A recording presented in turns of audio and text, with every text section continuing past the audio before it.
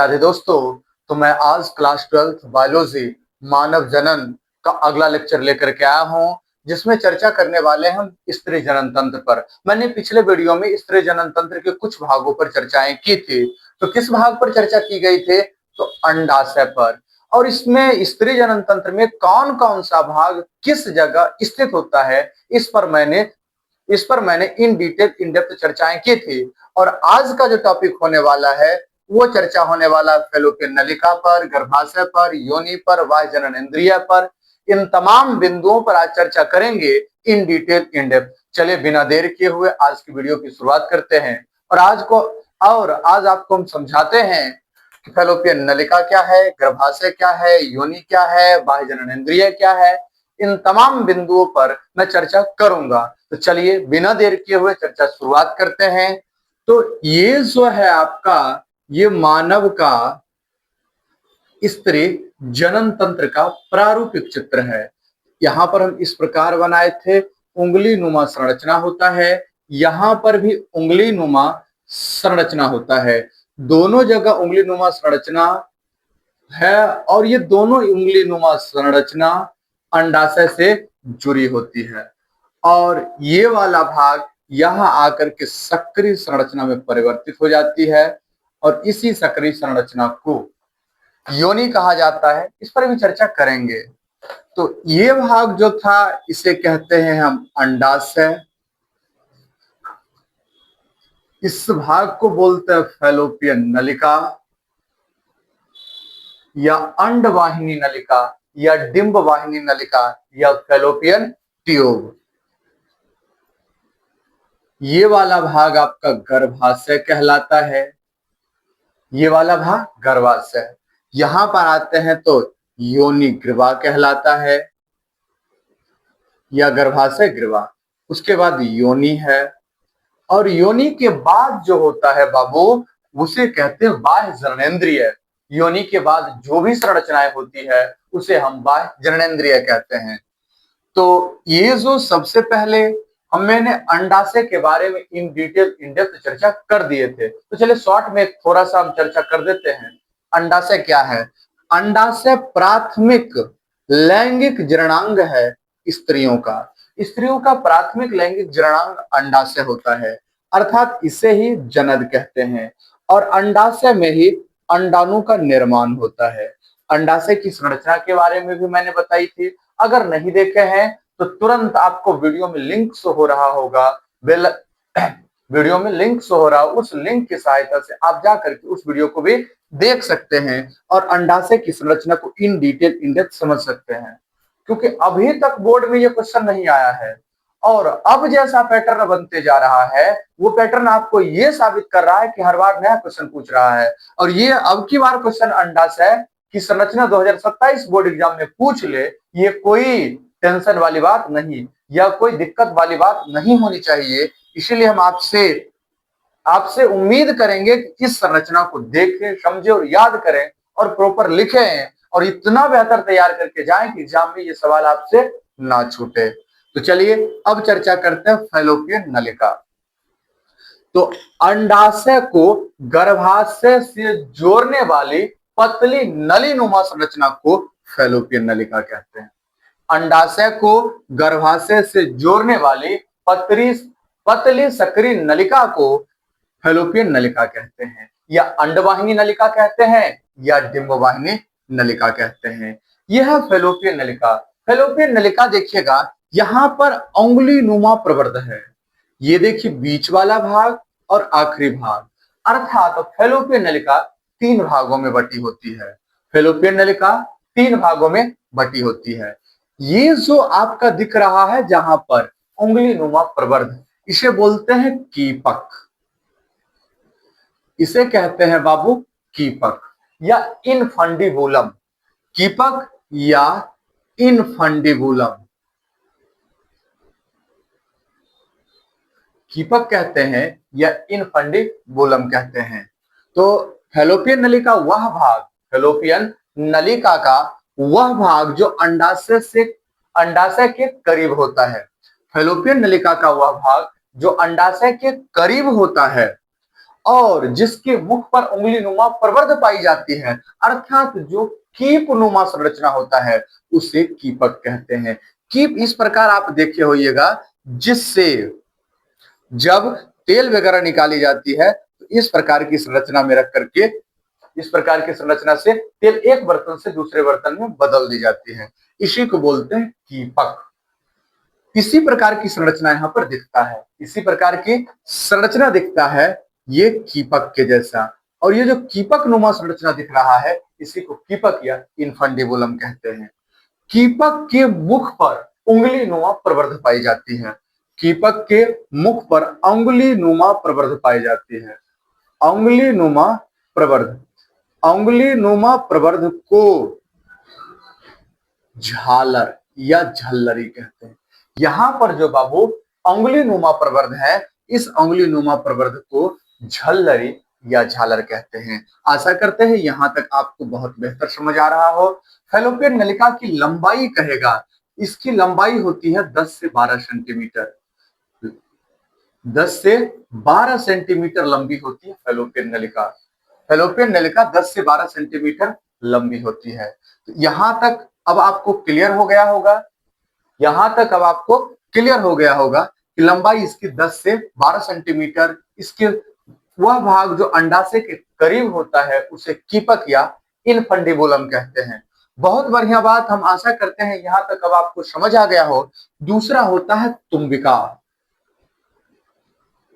दूसरा होता है तुम्बिका, एम्पुला। दूसरा होता है तुम्बिका या एम्पुला जिसे कहते हैं। सवाल उठता है सर तुम्बिका तो कीपक के बाद वाली संरचना, कीपक के बाद वाली संरचना, और ये सबसे लंबी भाग है। कीपक की बाद वाली संरचना और जो सबसे लंबी भाग होता है फैलोपियन नलिका का, और जिसमें अंडाणु और शुक्राणु का निषेचन होता है। देखिए यहां से जो सवाल नीट में पूछी जाती है, बोर्ड एग्जाम में पूछी जाती है, या AIPMT में पूछा जाता है, जहां पर भी अगर आपका सवाल आ रहा है और स्त्री जनन तंत्र से आएगा या मानव प्रजनन से आएगा, वहां पूछेगा कि मानव में निषेचन की प्रक्रिया कहां होती है।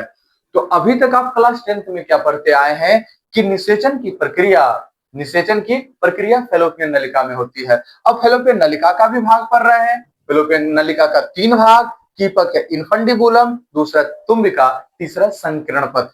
तीसरा जो संकीर्ण पथ है उसके बीच वाला जो एम्पुला है, एम्पुला में ही निषेचन की प्रक्रिया संपन्न होती है। एम्पुला में ही बाबू निषेचन की प्रक्रिया संपन्न होती है।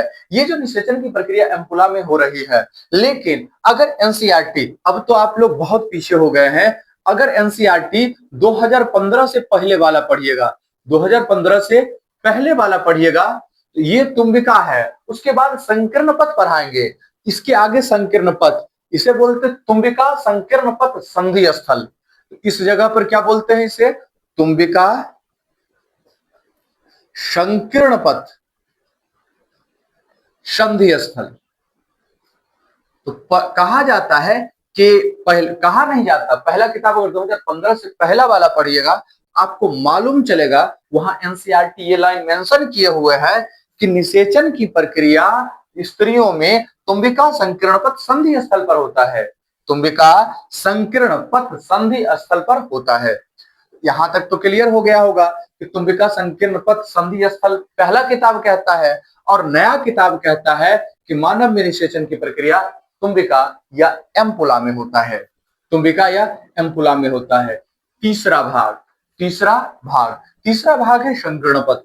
ये आखिरी भाग है, ये आखिरी भाग है फैलोपियन नलिका को, जो फैलोपियन नलिका को गर्भाशय से जाकर के जोड़ देती है, जो फैलोपियन नलिका को गर्भाशय से जाकर के जोड़ देती है। और ये गर्भाशय से जोड़ने का काम कर रहा है संकीर्ण पथ। संकीर्ण पथ आखिरी भाग है फैलोपियन नलिका को, और यह फैलोपियन नलिका को किससे, गर्भाशय से जोड़ने का कार्य करती है। यहां तक आशा करते हैं आपको समझ आ गया हो। यहां तक बाबू समझ आ गया हो आप लोगों को कि फैलोपियन नलिका का जो तुम्बिका के बाद संकीर्ण पथ वाला भाग है वो जोड़ देता है फैलोपियन नलिका को गर्भाशय से। चलिए कुछ बात और आपको बता दें, कुछ बात और आपको बता दें, फेलोपियन नलिका, यहां से अंडोत्सर्ग जब किसी लड़की में या स्त्री में या मादा में मासिक चक्र आता है, मासिक चक्र, और जिसमें मासिक चक्र नहीं आ रहा, समझ जाइए उसमें समस्याएं हैं, बहुत सारी समस्याएं। जब हम मानव स्वास्थ्य नामक अध्याय पढ़ाएंगे, चौथा अध्याय, सॉरी तीसरा अध्याय नया एनसीईआरटी का, पुराना एनसीईआरटी का चौथा अध्याय था, तो मैं वहां आपको बताऊंगा मासिक चक्र का नहीं आना भी महिलाओं में समस्या का कारण होता है। पीसीओएस हो सकता है, पीसीओडी हो सकता है, इसके अलावा भी बहुत सारी समस्याएं होती है जो स्त्रियों में हो सकता है। तो टेंशन नहीं लेना है, आप नॉर्मली समझिए कि सभी जितने भी महिला हैं और अगर सामान्य है महिला, अगर वो किसी भी प्रकार की किसी भी बीमारी से ग्रसित नहीं है, किसी भी प्रकार के कोई भी बीमारी से ग्रसित नहीं है, तो ग्रसित नहीं है उसमें सामान्यता मासिक चक्र 28 से 29 दिनों का होगा। मासिक चक्र का जो 14वां दिन होता है, 14वें दिन अंडाशय में अंडोत्सर्ग होता है, अर्थात अंडाशय से द्वितीयक अंडक बाहर निकलती है। और ये जो बाबू है द्वितीयक अंडक, आपका ध्यान से सुनते चलिएगा, द्वितीयक अंडक यहां पर जो संरचना बनी है, ये द्वितीयक अंडक को पकड़ लेता है झालक, उंगलीनुमा प्रवर्ग। कहोगे सर अंदर कैसे जाएगा? यहां पर एक छिद्र होता है, ये है ना, इस जगह जो छिद्र होता है, यहां पर भी चारों तरफ से उंगलीनुमा संरचना इस प्रकार दिख रहा होगा, चारों तरफ से उंगलीनुमा संरचना है, बीच में छिद्र है, और इस छिद्र को कहते हैं ऑस्टियम। इस छिद्र को बाबू कहते हैं ऑस्टियम। ऑस्टियम कौन सा छिद्र है? फेलोपियन नलिका का जो छिद्र है उसे ऑस्टियम कहते हैं। ऑस्टियम द्वारा, इसी ऑस्टियम द्वारा अंडोत्सर्ग के फलस्वरूप उत्सर्जित द्वितीयक अंडक इसमें प्रवेश कर जाता है और फेलोपियन नलिका में चली जाती है। यहां तक क्लियर हो गया होगा, यहां तक क्लियर हो गया होगा। यह है आपका ऑस्टियम, ऑस्टियम के द्वारा प्रवेश किया। और जो आपका फेलोपियन नलिका है, इसका फेलोपियन नलिका की दीवारों पर छोटा छोटा रोमाभी स्तंभी अस्तर पाई जाती है, रोमाभी स्तंभी। क्योंकि एक बात आपको मालूम होगा कि अंडाणु अचल होता है, अंडाणु अचल होता है, अंडोत्सर्ग के फलस्वरूप इसे तो बाहर आकर के छोड़ दिया जाता है, ऑस्टियम में प्रवेश कर गया, लेकिन इसको पहुंचना है कहां तक? तो तुम्बिका तक। अगर तुम्बिका तक इसे पहुंचना है, ध्यान से सुनिएगा, तो यहां से लेकर के यहां तक पहुंचना होता है। ये अचल होता है, क्योंकि अंडाणु अचल है, ये गति नहीं कर सकता है, इसे कोई ना कोई गति करवाने वाला होना चाहिए। तो जो आपका फेलोपियन नलिका के अंतःस्तर रोमाभी स्तंभी कोशिकाओं की बनी होती है, वो गति करवाती है, तो अपने रोमाभी स्तंभी उपकला में प्रवाह लाती है, और प्रवाह लाने के कारण अंडाणु यहां से अब गति करके आगे पहुंच जाता है, और पहुंच गया कहां तक? तुम्बिका तक। कहां तक चला गया? तुम्बिका तक। और तुम्बिका तक अगर पहुंच गया, ध्यान से समझिएगा, तुम्बिका तक पहुंच गया, तो तुम्बिका तक पहुंचाने का काम जो फेलोपियन नलिका का आंतरिक स्तर है, फेलोपियन नलिका का आंतरिक स्तर है, रोमाभी स्तंभी कोशिकाओं का बना हुआ है, रोमाभी स्तंभी कोशिकाओं का बना है, वो गति करवा करके पहुंचा देता है। ये था फेलोपियन नलिका। ध्यान से सुनिए, फिर से समझिए, एक बार शॉर्ट में फेलोपियन नलिका को बता दूं मैं आप लोगों को। फेलोपियन नलिका क्या है? फेलोपियन नलिका क्या है? तो अंडाशय को गर्भाशय से जोड़ने वाली नलिकाकार संरचना को अंडवाहिनी, डिंबवाहिनी या फेलोपियन नलिका कहते हैं।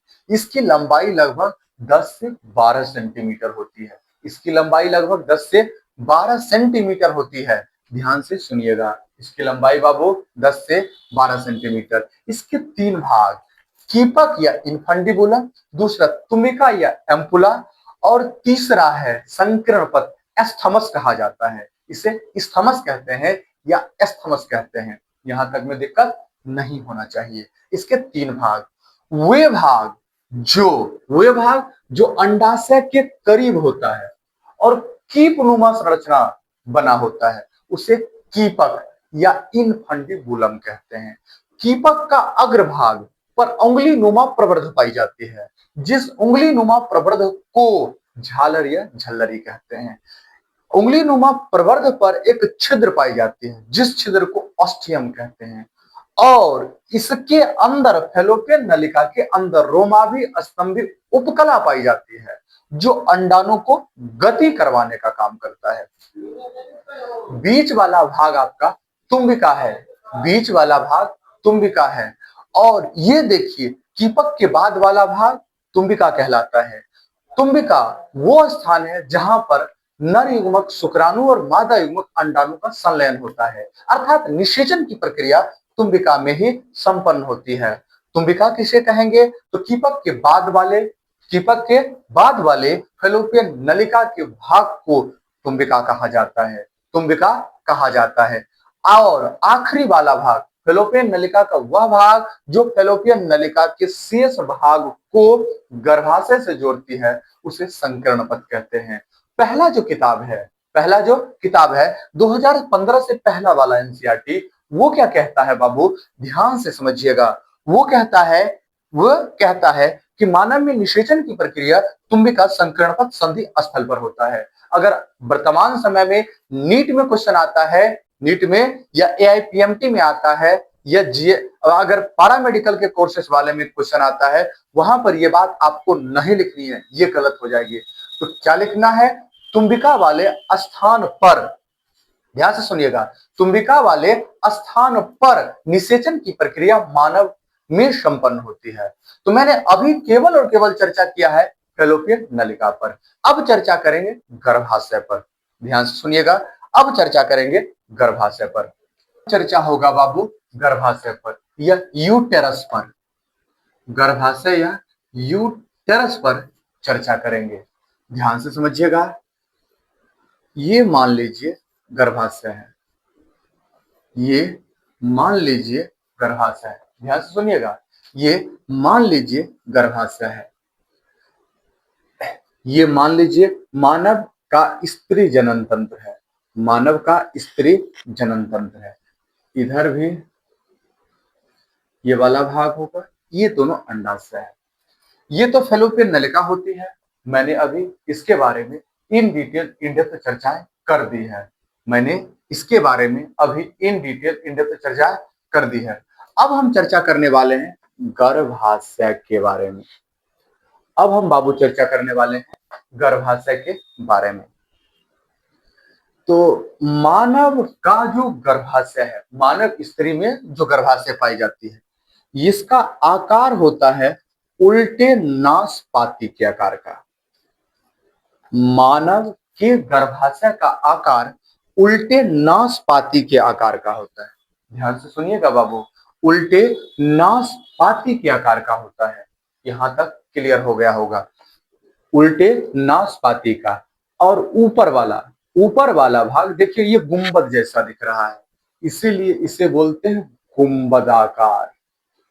ये जो गुंबद आकार दिख रहा है, ऊपर वाला भाग गुंबद जैसा दिख रहा है, ऊपर वाला भाग गुंबद जैसा दिख रहा है। तो मानव गर्भाशय का आकार उल्टे रखे नासपाती के आकार का होता है, उल्टे रखे नासपाती के आकार का होता है।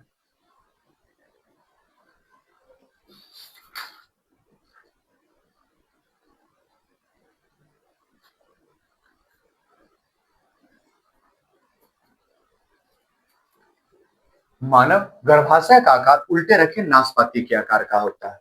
ऊपर वाले भाग को फंडस कहते हैं, बीच वाले भाग को काय कहते हैं, नीचे वाले भाग को ग्रीवा कहते हैं। अर्थात मानव गर्भाशय 3 भागों में, ऊपर जो गुंबदाकार भाग है इसे फंडस कहते हैं, ऊपर वाले गुंबदाकार भाग को फंडस कहते हैं, बीच वाले समस्त भाग को काय कहते हैं। जिसमें बच्चा परिवर्धित होता है, अर्थात जिसमें गर्भधारण की हुई स्त्री का बच्चा पूर्ण विकास करता है, वो काय वाला भाग होता है। ग्रीवा। ग्रीवा जब प्रसव के दौरान इसी ग्रीवा के सहारे योनि से होता हुआ शिशु बाहर आता है बॉडी से। इसका आकार कैसा होता है, आकार वो भी बता देते हैं। इसकी लंबाई, गर्भाशय की लंबाई होती है 7.5 सेंटीमीटर। गर्भाशय की लंबाई होती है 7.5 सेंटीमीटर। चौड़ाई, लंबाई 7.5 सेंटीमीटर, चौड़ाई 5 सेंटीमीटर। उसके अलावा मोटाई, जो मोटाई है 3 से 3.5 सेंटीमीटर होता है। लंबाई 7.5 सेंटीमीटर, चौड़ाई 5 सेंटीमीटर, मोटाई 3 से 3.5 सेंटीमीटर होता है। ये इसका किसका, तो गर्भाशय। गर्भाशय 3 स्तरों से मिलकर बनी होती है। गर्भाशय 3 स्तरों से मिलकर बनी होती है। सबसे बाहरी स्तर को पेरिमेट्रियम, गर्भाशय 3 स्तरों से मिलकर बनी होती है। सबसे बाहरी स्तर को पेरिमेट्रियम, बीच वाले स्तर को मायोमेट्रियम,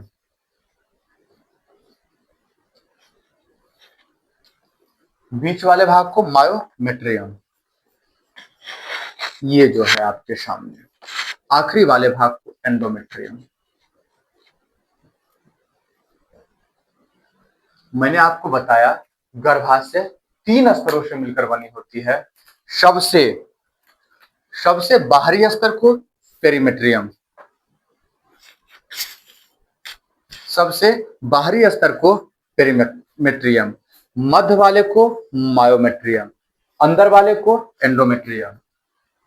अगर कोई लड़कियां वीडियो देख रही है, लड़का तो ये ऑब्जर्व नहीं कर सकता, अगर कोई लड़कियां वीडियो देख रही है, मैं एक बात आपको बताना चाहूंगा। जब आप मासिक धर्म से गुजर रही होती है, जब आप मासिक धर्म से गुजर रही होती है, तो ये मासिक धर्म कब आता है, तो ये जब मासिक चक्र शुरुआत होता है, उसके तीसरे से पांचवें दिन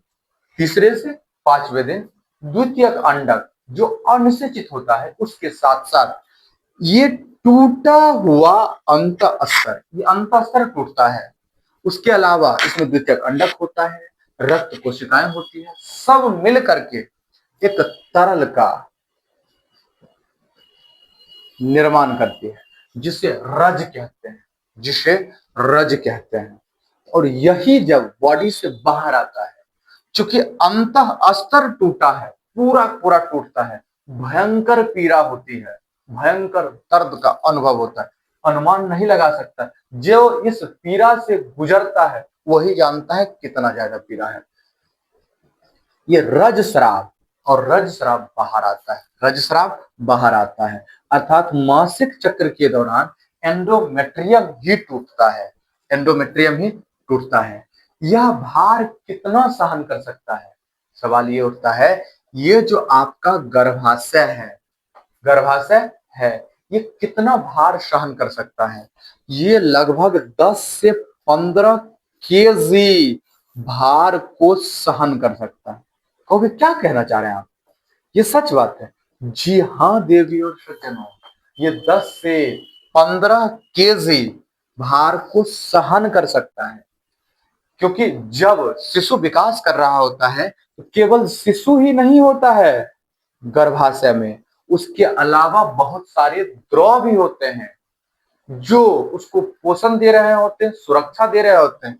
ये द्रव का भी, तो सबका वेट मिनिमम 7 से 7.5 केजी और अधिकतम 12, 13, 14, 15 केजी तक, इससे ज्यादा सहन नहीं किया जा सकता। इसके बाद जो इस जगह का भाग होता है, और यहाँ पर ये जो गर्भाशय को योनि से जोड़ने वाला सकरा नलिका को, ध्यान से सुनिएगा, गर्भाशय को योनि से जोड़ने वाले सकरा नलिका को या सक्री नलिका को योनि ग्रीवा कहते हैं। गर्भाशय को योनि से जोड़ने वाली सक्री नलिका को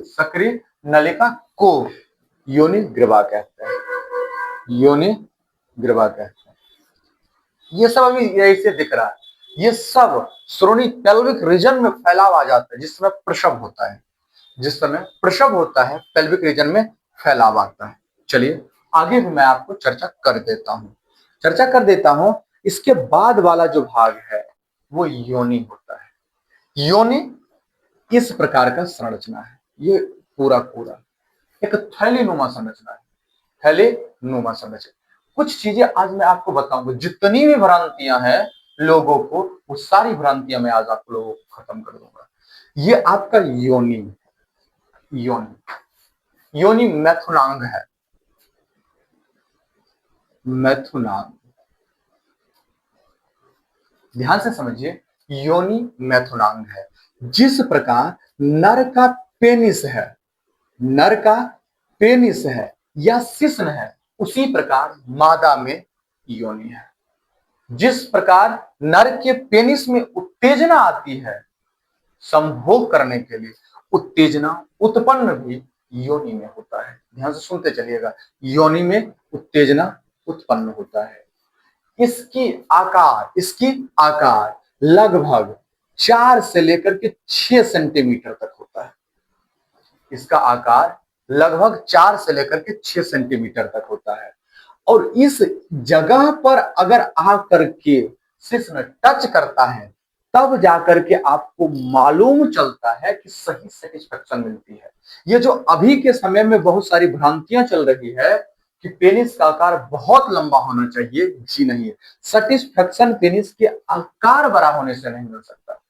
सेटिस्फेक्शन पेनिस के आकार बड़ा होने के कारण नहीं मिल सकता। तो सेटिस्फेक्शन कैसे मिलेगा? वहां पर एक छोटा सा, यहां पता है योनि ग्रीवा, ये जो भाग आकर के यहां पर जब टच होता है तब स्त्रियों को सेटिस्फेक्शन मिलती है, लड़कियों को सेटिस्फेक्शन। अभी अलग ही लेवल का फ्रॉड चल रहा है, अलग ही प्रकार। सोशल मीडिया इतना लोगों को बर्बाद करके रख दिया है जिसका अनुमान नहीं लगा सकते हैं। लोग गलत, हर वक्त गलत चीजों के बारे में सोचना, समझ, जिस प्रकार का दृश्य होगा उसी प्रकार का मेंटल स्थिति होगी। हम बार बार बच्चों से कहते हैं मत समझो लेकिन गलत मत समझो, मत सीखो लेकिन गलत मत सीखो, मत देखो लेकिन गलत मत देखो। लेकिन किसको क्या फर्क पड़ता है? किसी को फर्क नहीं पड़ता है। जो कुमारी लड़कियां होती है, ध्यान से सुनिएगा, ये योनि का जो मुख, योनि का जो मेन शुरुआती दौर है, वहां पर एक पतली पारदर्शी झिल्ली पाई जाती है। योनि के मुख पर पतली पारदर्शी झिल्ली पाई जाती है जिसे हाइमेन कहते हैं या योनि छद कहते हैं। योनि छद या हाइमेन कहते हैं। ये योनि छद या हाइमेन का काम क्या है? ध्यान से सुनिएगा। योनि छद या हाइमेन का काम क्या है? जब पहला बार कोई लड़कियां संबंध बनाती है, अर्थात मैथुन करती है, अर्थात किसी नर से संभोग करवाती है, तब जाकर के पहला बार संबंध बनाने में ये टूट जाता है। टूटने के बाद थोड़ा बहुत रक्त का स्राव होता है। थोड़ा बहुत योनि छद टूटने के कारण स्त्रियों में, लड़कियों में या महिलाओं में, स्त्रियों में, लड़कियों में या महिलाओं में रक्त का स्राव हो सकता है।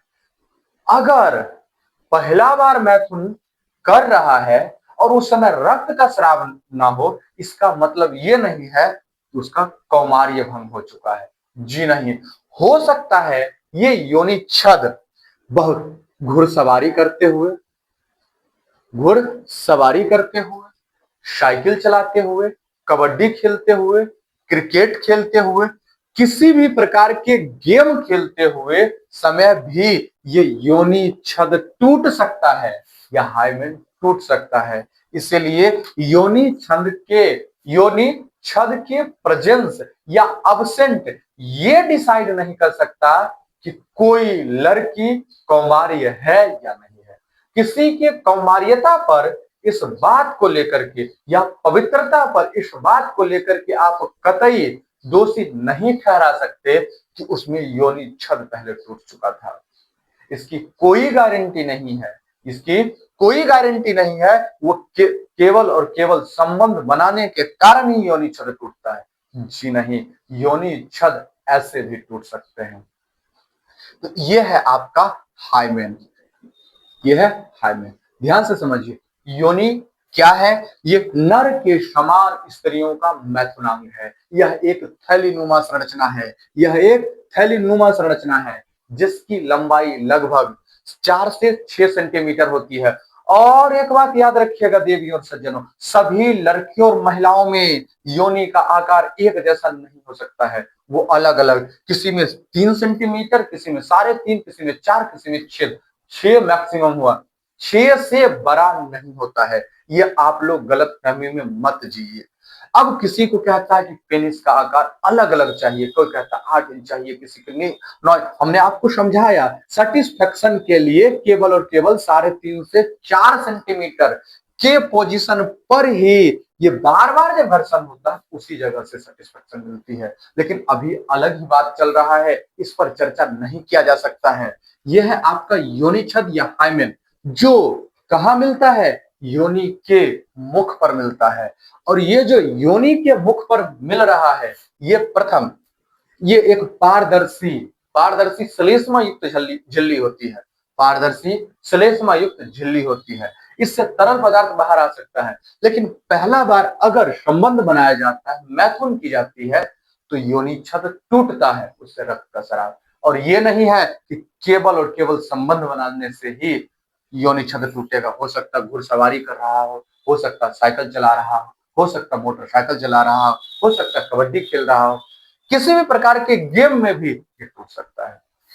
तो मैंने आपको बताई योनि के बारे में, मैंने अभी फेलोपियन नलिका के बारे में बताया, गर्भाशय के बारे में बताया, गर्भाशय ग्रीवा के बारे में बताया, और आखिरी में मैंने डिस्कशन किया है योनि के बारे में। अब इसके बाद है बाह्य जनन इंद्रिय। इसके बाद बाबू है बाह्य जनन इंद्रिय। बाह्य जनन इंद्रिय, बाह्य जनन इंद्रिय क्या चीज है? उसे बनाना तो संभव नहीं है। बाह्य जनन इंद्रिय के अंतर्गत लेविया माइनोरा, लेविया मेजोरा, इन तमाम चीजों के बारे में पढ़ा जाता है। लेविया माइनोरा के बारे में, लेविया मेजोरा के बारे में, ये स्त्रियों का बाह्य जननांग, बाह्य जननांग है। Labia minora, labia majora. योनि मुख के बारे में, योनि मुख के बारे में। दूसरा पढ़ना है जघ्न उत्थान के बारे में। पहला पढ़ना है योनि मुख के बारे में, दूसरा पढ़ना है जघ्न उत्थान के बारे में, तीसरा पढ़ना है दीर्घ ओष्ठ। कुछ चीजें आप थोड़ा सा किताब भी पढ़िएगा और कुछ समझ आएगा। उसके बाद है लघु ओष्ठ, दीर्घ ओष्ठ, लघु ओष्ठ, और जो पांचवा बात है जो आपको पढ़ाई जाएगी वो होगा प्रकोष्ठ। प्रकोष्ठ होगा, भग्न शिश होगा, भग्न शिश होगा। तो ये सारी संरचना के बारे में आपको पढ़ना है। ये सारी संरचना के बारे में, बाह्य जननेंद्रिय के बारे में पढ़ना। योनि मुख, योनि मुख इस जहां पर आकर के योनि खुलता है, योनि जहां पर आकर के खुलता है उसे योनि मुख कहते हैं। ध्यान सुनिए, योनि जहां पर आकर के खुलता है उसे योनि मुख कहते हैं। जघ्न उत्थान, जघ्न उत्थान, ये जो जांग का इलाका होता है उसके जस्ट नीचे उस पर बाल पाई जाती है, रोमावी संरचना होती है, रोमावी संरचना होती है, उसे कहते हैं जघ्न उत्थान। उस पर बाल या रोमावी संरचना पाई जाती है जिसे जघ्न उत्थान कहते हैं। उसी के बगल में, उसी के बगल में गद्दीदार ओठ के समान, जिसके ओष्ठ है ना, ओष्ठ के समान गद्दीदार संरचना पाई जाती है, जो वसा के वलय से बना होता है, फोल्डेड होता है। ये वसा है, इसको इस प्रकार फोल्डेड कर दी जाती है। वसा को फोल्डेशन से जो बनती है उसे कहते हैं दीर्घोष्ठ। इसे मोटी होती है, वसा के गद्दीदार संरचना होती है जिसे हम दीर्घ ओष्ठ कहते हैं। दीर्घ ओष्ठ के जस्ट नीचे थोड़ा सा पतला सा संरचना होता है जिसे कहते हैं लघु ओष्ठ। लघु ओष्ठ, उसके बीच में जो खाली जगह होता है उसे बोलते हैं प्रकोष्ठ, उसे बोलते हैं प्रकोष्ठ। ये जो आपका जघ्न उत्थान है ये वृषण कोष के समान काम करता है। जिस प्रकार नर का वृषण कोष होता है वैसे ही जघ्न उत्थान होता है। उसके बाद भग्न शिश, उसके बाद भग्न शिश है। ये जो प्रकोष्ठ है जहां पर लघु ओष्ठ आकर के मिलता है। जहां पर अगर गौर से देखिए, यहां पर लघु ओष्ठ आकर के मिल रहा है, एक यहां पर उभार नुमा संरचना पाई जाती है। लघु ओष्ठ जहां पर आकर के मिलता है, वहां पर एक उभार नुमा संरचना पाई जाती है। और उस उभार नुमा संरचना को उस उभार नुमा संरचना को ही उस उभार नुमा संरचना को ही भग्न शिश कहते हैं। भग्न शिश कहते हैं। तो आज मैंने चर्चाएं की है फैलोपियन नलिका पर, गर्भाशय पर, योनि पर, बाह्य जननेंद्रिय पर। मैंने इन डिटेल इन डेप्थ समझाने का प्रयास किया है। इसमें दो चीज और पढ़ाना है, तब जाकर के आपका खत्म होगा मादा जनन तंत्र। कहोगे सर क्या क्या पढ़ना है मादा जनन तंत्र के अंतर्गत?